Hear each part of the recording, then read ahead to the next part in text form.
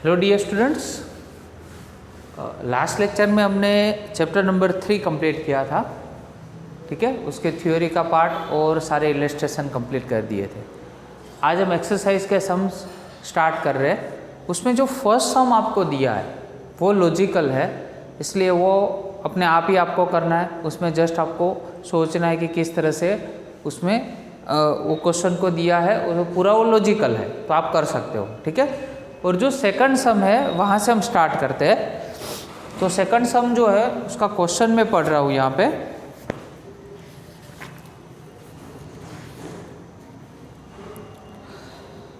और आपको क्वेश्चन भी साथ में लिखना है। ठीक है, the position time x versus t graph for 2 children a and b returning from their school or to their homes p and q respectively are shown in figure 3.9. choose the correct entries in the brackets below. देखो यहाँ पे आपको दो students मतलब दो children बोले, but यहाँ पे स्कूल का कंसेप्ट इसलिए मैंने यहाँ पे स्टूडेंट लिखा है।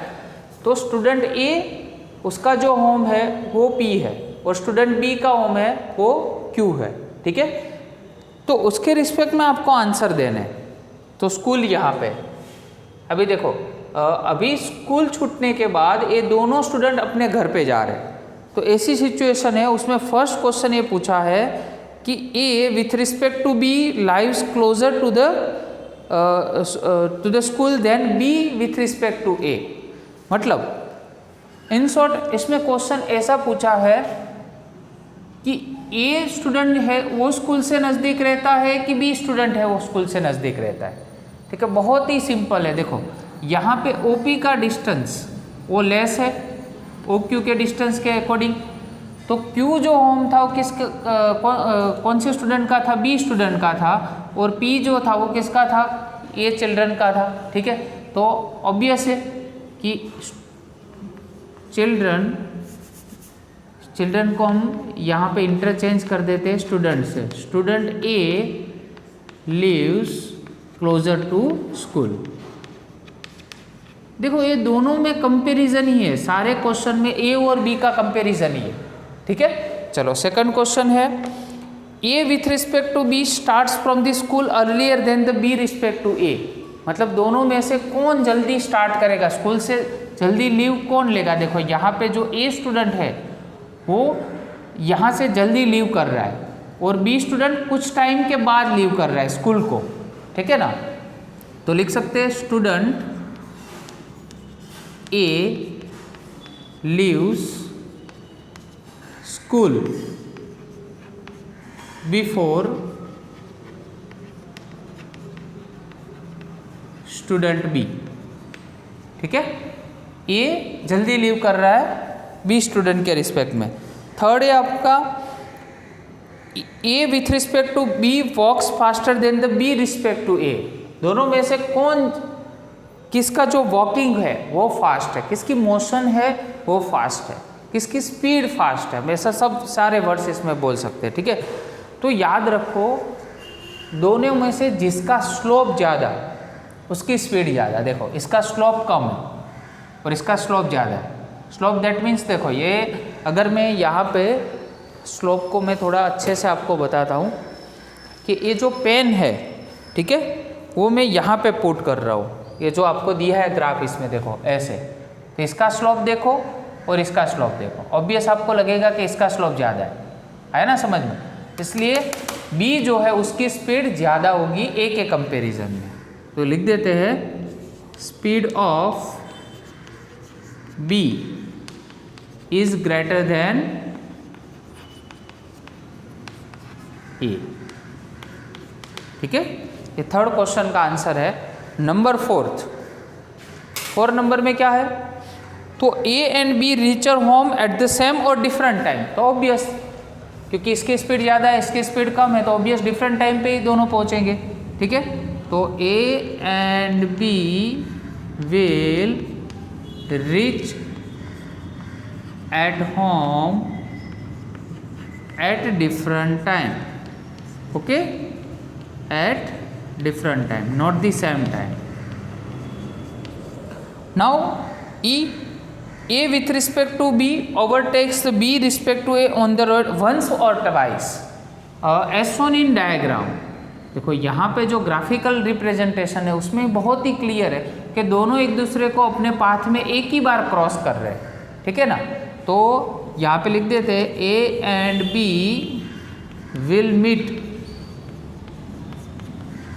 Eight once in their path, okay, in their paths, clear। चलो 3.3 में a woman starts from her home at 9 AM। देखो एक woman starts from her home at 9 AM walks with a speed of 5 kilometre per hour. देखो speed of women वो आपको दी हुई है, ठीक है। स्पीड ऑफ वुमन आपके पास है 5 kilometre per hour, clear. On a straight road up to our office 2.5 kilometre away, मतलब डिस्टेंस दिया हुआ है। ऑफिस कितनी दूर है उसके घर से 2.5 किलोमीटर दूर है वहाँ से। Stays at office up to 5 PM, मतलब उसके बाद मतलब इतनी स्पीड से वो अपने ऑफिस जा रही है और जो डिस्टेंस है घर से ऑफिस तक का वो 2.5 किलोमीटर है। उसके बाद 5 o'clock तक, एट इवनिंग 5 o'clock तक वो वहाँ पे ऑफिस में रहती है और वर्क करती है। And then returns home by the auto with a speed of 25 kilometre per hour. तो पहले एक काम करते हैं, पहले जाने की बात करते हैं क्योंकि ये पूरा ग्राफ हमें प्लॉट करना है। ये जो पूरा प्रोसेस है उसका डेली रूटीन है, उस रूटीन को हमें ग्राफिकली रिप्रेजेंट करना है। क्वेश्चन ऐसा है। तो पहले तो यहाँ पे स्पीड दिया हुआ है, तो स्पीड के लिए फॉर्मूला क्या था, speed is equal to distance divide by time. So time is equal to distance divide by speed. What is distance 2.5 kilometre और व्हाट इज स्पीड 5 किलोमीटर। तो 2.5 divide by 5, 2.5 divide by 5 answer होगा 0.5। पर 0.5 क्या, 0.5 और होगा, time है इसलिए यहाँ पे देखो हमने इसको कन्वर्ट नहीं किया है। 0.5 और मतलब आधा घंटा हुआ। आधा घंटा दैट मीन्स अपनी लैंग्वेज में बोले तो 30 मिनट्स। तो वुमेन जो है वो 9 AM से अपने घर से निकल रही है और ऑफिस कितनी दूर है 2.5 kilometre.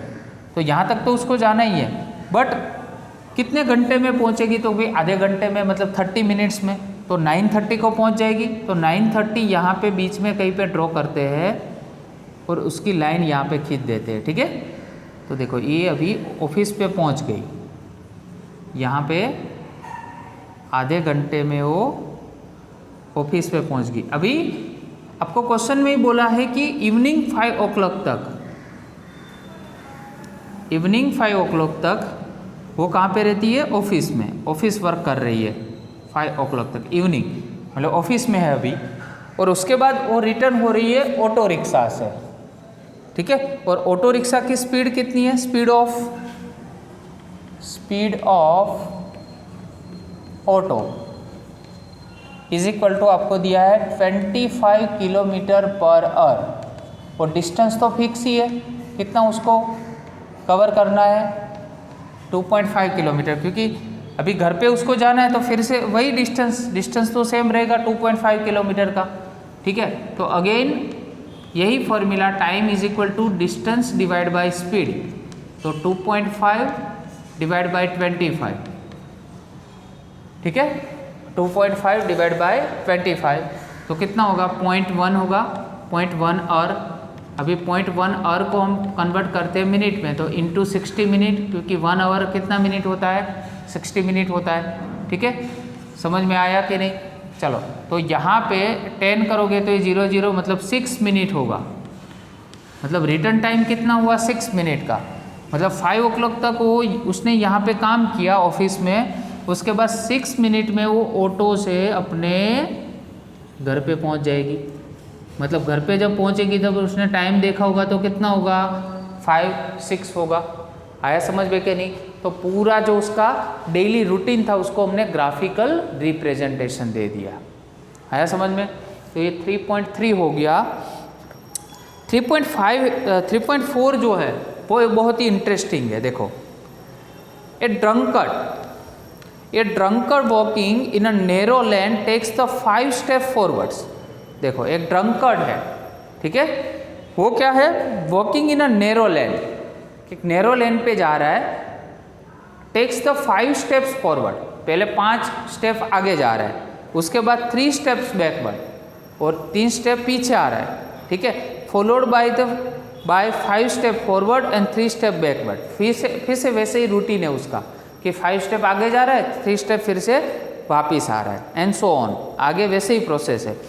Each step is 1 metre long. देखो यहाँ पे जो एक एक स्टेप है, मैंने यहाँ पे देखो 1 2 3 4 5 आगे, 1 2 3 पीछे, अगेन 5 आगे और 3 पीछे, ऐसे शो किया है, ठीक है। और एक स्टेप है वो कितना है, 1 मीटर का है, और कितना उसमें टाइम कितना ले रहा है, 1 सेकंड का। देखो 1 मीटर और 1 second, okay. Plot the x of T graph of his motion, determine the graphically and otherwise how long the drunkard takes to fall in a pit 13 kilometers away from the start। देखो यहाँ से जैसे ही start कर रहा है अपनी walking, और 13 metre के बाद एक पिट है वहाँ पे वो गिर रहा है, तो कितने सेकंड के बाद गिरेगा। तो ग्राफिकल तो रिप्रेजेंटेशन यहाँ पे मैंने कर दिया। देखो 5 step forward and 3 backward, again 5 forward and 3 backward. Now what happens here, when this drunkard travels the distance 5 meter forward and then after the backward 3 meter, so 5 minus 3, that means 2 meter, overall 2 meters, and again this cycle is repeats, so again 2 plus 2 4 meter, then 6 meter and then 8 meter.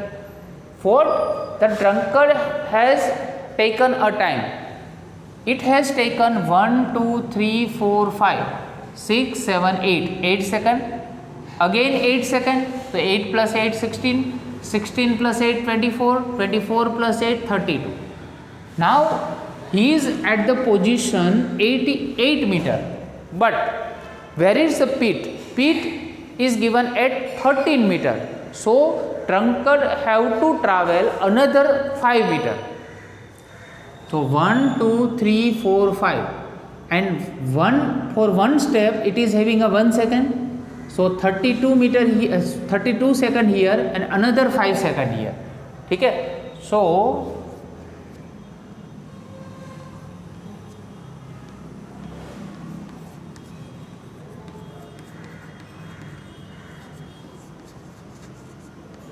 drunkard fall down time is equal to 32 second plus another 5 second for 5 steps, so it is overall 37 second.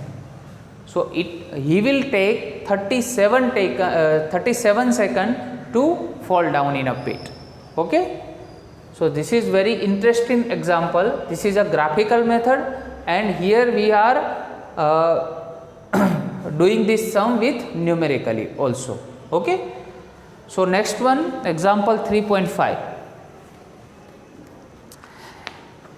A jet airplane traveling at a speed of 500 km per hour. Here is a jet plane. There is a speed of jet plane is 500 km per hour. Ejects its products of combustion at the air of 1500 km per hour.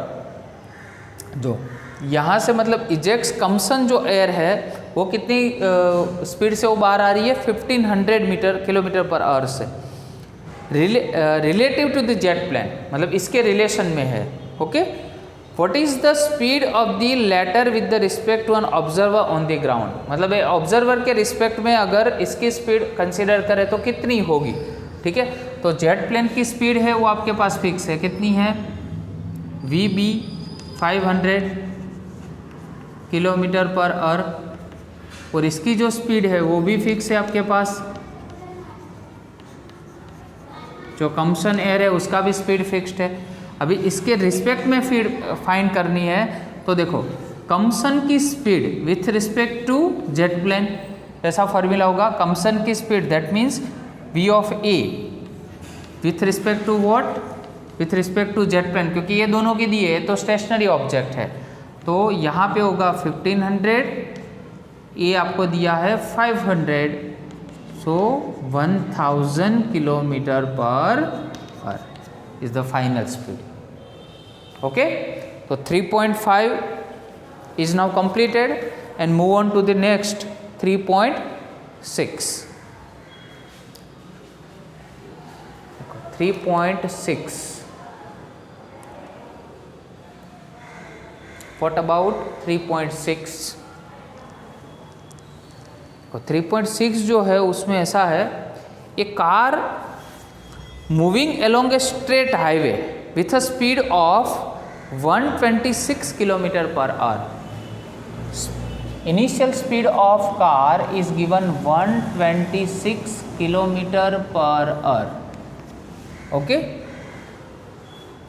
is brought to a stop with a distance of 200 meter. Is brought to a stop. देखो stop, break, ऐसा word जब भी आता है तब उसकी final velocity always क्या होती है, 0 होती है। और जब स्टॉप करते हैं तब कितना डिस्टेंस कवर करता है, 200 metre. So here we have given a stopping distance ds as a 200 metre. Okay, so let's convert this kilometre per hour into metre per second. तो 126 into 5/18 metre per second. Okay, तो 18 7 जा 7 5 जा हो गया 35 meter per second. So initial speed is 35 meter per second, stopping distance is 200 meter and the final velocity is 0 just because of we are stopping the car. Okay, so what is the speed, sorry what is the retardation of the car? So we have to find the retardation. So negative acceleration. Okay, deceleration. Assume uniform. How long does it take for the car to stop? So we have to also find a time for it. कि मतलब stop होने के लिए वो कितना time लेगा। तो पहले तो देखो यहाँ पे स्टॉपिंग डिस्टेंस का कंसेप्ट है, तो स्टॉपिंग डिस्टेंस जो है उसके लिए फॉर्मूला क्या था, तो ds is equal to -v0² is equal to 2a, याद करो। ठीक है, हमें एक्सेलरेशन यहाँ पे फाइंड करना है, तो v0² और 2 इंटू यहाँ पे ds बेटा हो जाएगा -v0² हमारे पास है 35 का होल स्क्वायर और 2 into ds that means 200। So using calculator 35 into 35 which is 1225 divided by 400, so it is 3.0625 meter per second square. So it is a retardation. So first answer is clear. But what about the time? Whenever you have given a initial velocity, final velocity, retardation, or we have to find a time. So what is the formula? V is equal to V0 plus AT. So final will be 0, but initial है हमारे पास 35 plus -3.0625 and time we have to find. Minus वाला term इस side पे बेटा लेके आओ, तो time को यहाँ पे सब्जेक्ट बनाओ, तो 35 डिवाइड बाय क्या हो जाएगा 3.0625 and the time will be 35 divided by 3.0625. Okay, it's 11.43 something final answer. Okay, so to stop this car it will take 11.43 second. Okay, so till we have solved 3.6 up to 3.6 example, we will solve 3.7 by tomorrow. Okay, so solve properly, and if you have any kind of a doubt, you can call me or you can WhatsApp me. Okay, thank you very much.